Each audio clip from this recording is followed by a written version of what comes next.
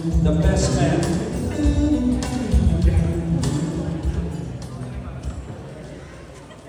Pasensya na.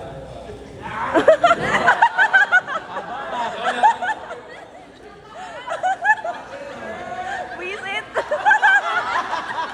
Wala sila pa yung blender. Aray ko.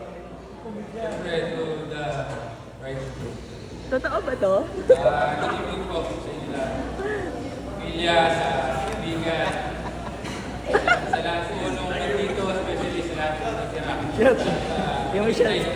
First, bigyan mo shot. Special na araw ng mga mahal nating kaibigan, si PJ at si Zayn.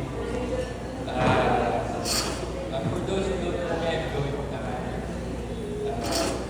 I'm a very close friend of the Okay, may English na. And I'm really honored to represent tropahan namin, Courage, as the best man because I know naman na hindi naman ako yung best man talaga niya. Which is to consider na magkakapatid kaming lahat at walang best. So, I'm just a representative para sa mga kaibigan. Dahil sa matagal namin, siyempre, andyan yung mga away, pikulan, siyempre, sabihan ng mga sikreto, problema, diba? Siyempre, lalo na yung mga iyakan. Hindi lang kung gusto mo kwento ko pa.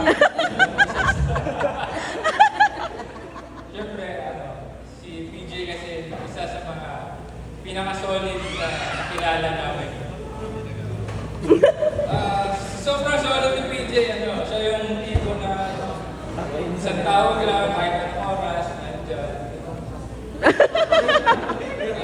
Late. Antok na, minsan God duty or something. Tinawagan mo, basta available, nasagot. Visit? Pero syempre, hindi sa lahat. Isa siya sa tao. Alam naman ng mga close friends niya na may malaking puso. Sobrang laki ng puso. Lalo na sa pagdating sa kanyang mga pamilya. Mga, ang dami eh. Kung sinisipin niyo lahat ng natin niya, diba, sa buhay niya, hindi lang para sa sarili niya. Ginawa niya yan para sa pamilya niya. Mga 10 page. Na sa tipong mas inuuna na niya yung sila kaysa sa pamilya niya. Kaya minsan nga, kami na, mga tropa, ang nagsisabi na nag-remind sa kanya na kami naman. O kaya, siyempre, sa kayo naman. So, that's who is. Tahimik sa isang bisyo, hindi naghahanap ng credit. Pero ramdam mo yung pagmamahal niya sa pamilya, sa kaibigan. Ngayon, siyempre, Boss Boy. Boss Boy, welcome sa buhay ng isang lalaki kapag nagmahal, buo at sobra-sobra. Ngayon, kasama ka na sa listahan ng mga unahin niya. Pero don't worry, ikaw naman yung nasa top ng list mo. Ako super tabi. Kung hindi mo siya papalit, so mga kaibigan natin, ipapata kami sa inyo bilang mag-asawa ngayon. Kasi kung may isang bagay kami sigurado, kapag mahal ka ni PJ, bibigay niya ang lahat.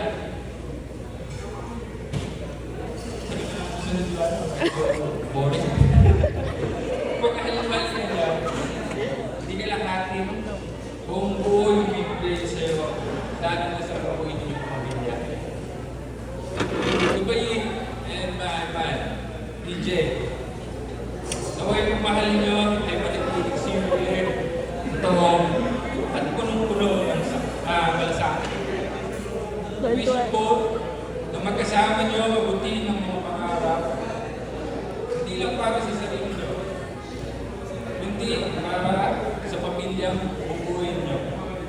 At syempre, sa inyong parents, at lalong-lalo po sa inyong family. Legal.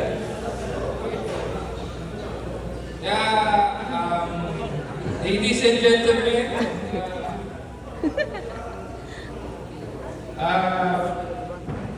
please stand up and join us by raising your glass. Wow!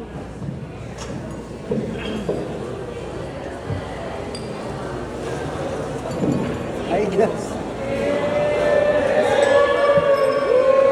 So, ito lang. Bakit siya walang glass?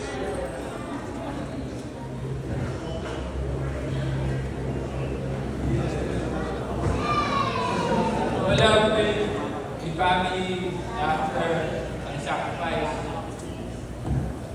Cheers.